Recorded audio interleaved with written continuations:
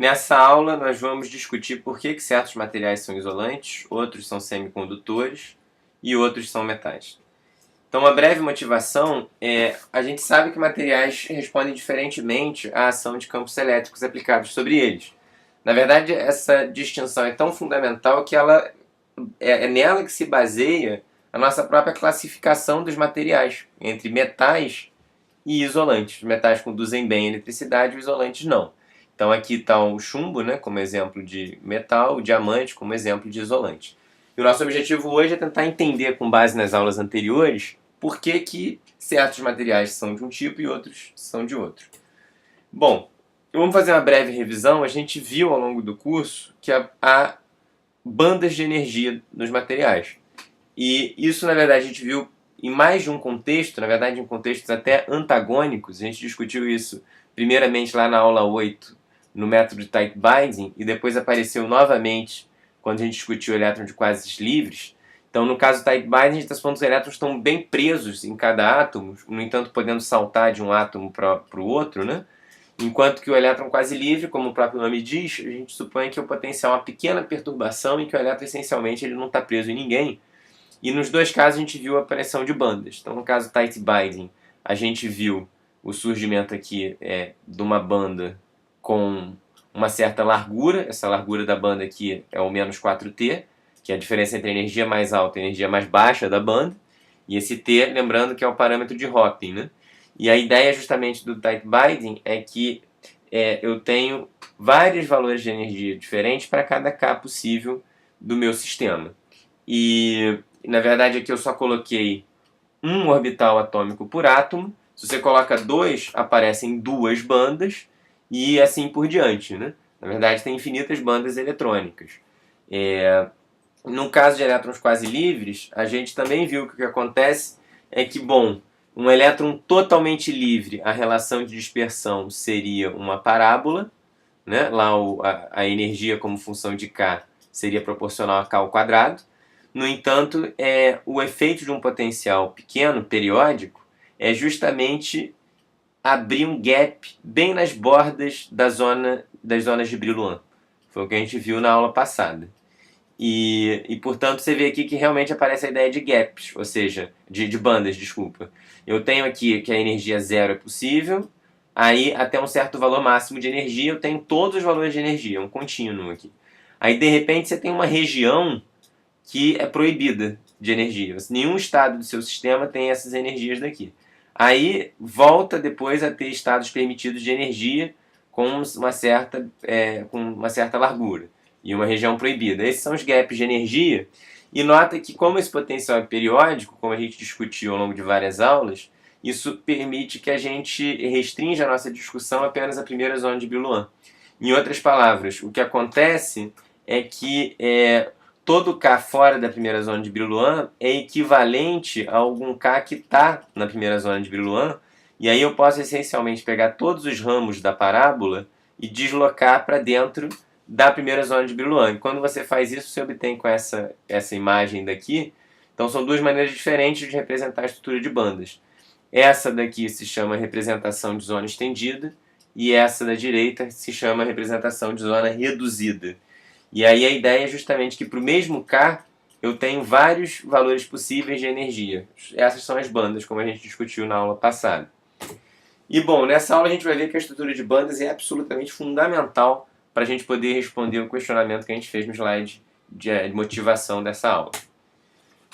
A gente precisa relembrar outras coisas que a gente já viu no curso. A primeira delas é a seguinte: a gente estudou bastante cristais unidimensionais e a gente viu que, na realidade, eu não posso ter qualquer K para o meu sistema, qualquer número de onda, mas que se o meu cristal é finito, então eu tenho apenas certos Ks possíveis. No caso da condição de contorno periódica, peço para vocês revisarem lá as nossas aulas iniciais do curso, os Ks possíveis são dessa forma.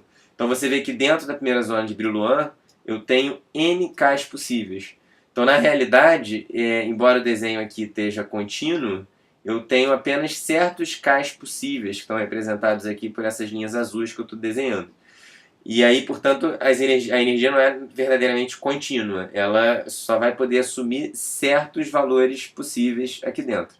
No entanto, como os nossos cristais são muito grandes, o meu N é gigante. Isso faz com que esse espaçamento aqui entre os cais seja tão pequeno que numa boa aproximação a gente pode considerar que realmente a gente tem uma banda contínua. Mas para a discussão que a gente vai fazer na aula de hoje é fundamental a gente saber que dentro de cada banda vai caber apenas N estados possíveis independentes de K. Um outro fato fundamental é que os elétrons são férmions, então eles satisfazem o princípio de exclusão de Pauli. Então aqui o eixo vertical é energia, o eixo da direita é o número de elétrons que eu tenho que acomodar no meu sistema. Então se eu tenho um único elétron, eu estou aqui, vamos supor, a temperatura zero, eu vou sempre botar ele na energia mais baixa. Se eu tenho dois, eu ainda posso botar os dois aqui na energia mais baixa, basta botar um spin para cima e um spin para baixo. Com 3 eu já preciso ocupar um estado de energia mais alto, e assim por diante. Nota que, bom, em princípio pode haver degenerescência de energia, mas eu não estou preocupado com isso aqui. Só para ilustrar o fato que os elétrons não podem ocupar o mesmo estado quântico do seu sistema, que é o princípio de exclusão de Pauli.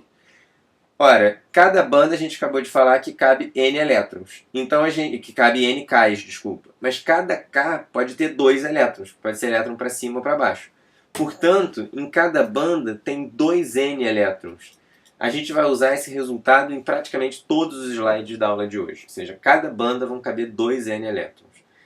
Bom, e a gente também discutiu, quando a gente falou de cristais unidimensionais, como que isso afeta a questão da condutividade, que a gente vai na aula de hoje estender para materiais bi- e tridimensionais.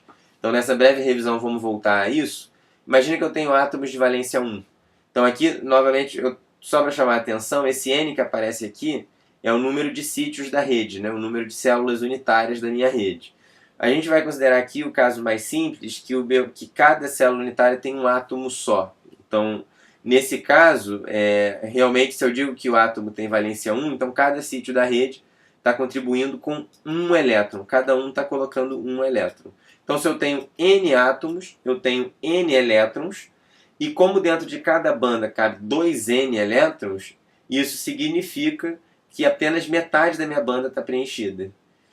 E isso é o aspecto essencial para você saber se o material é condutor ou não. Porque se a minha banda está semi-preenchida, então significa que ele vai conduzir eletricidade, como a gente viu lá na aula 8. E por que isso acontece? Bom, imagina que você liga aqui um campo elétrico para a esquerda. Então a ideia é que os elétrons vão querer ir para a direita, ou seja, eles vão querer ocupar Ks positivos. Lembra que K positivo significa que uma onda plana andando para a direita. Então, a ideia é que os elétrons que estavam igualmente para a esquerda e para a direita, ou seja, com campo zero, a média do K e, portanto, a média das velocidades é zero, quando eu ligo o campo elétrico, os elétrons começam a pular desses estados para esses estados com K maior do que zero. Ou seja, o campo elétrico está dando energia para o sistema, ele está acelerando os elétrons. Nota que, bom, em princípio você poderia imaginar que ia esvaziar tudo, né, do lado esquerdo, porém, existem mecanismos dissipativos, que a gente discutiu lá na aula de Drude, eu peço para vocês relembrarem lá, e esses mecanismos dissipativos ficam jogando os elétrons dos níveis mais altos de energia de volta para os níveis mais baixos. Então chega num estado de equilíbrio que corresponde justamente à lei de Ohm, J igual a sigma E.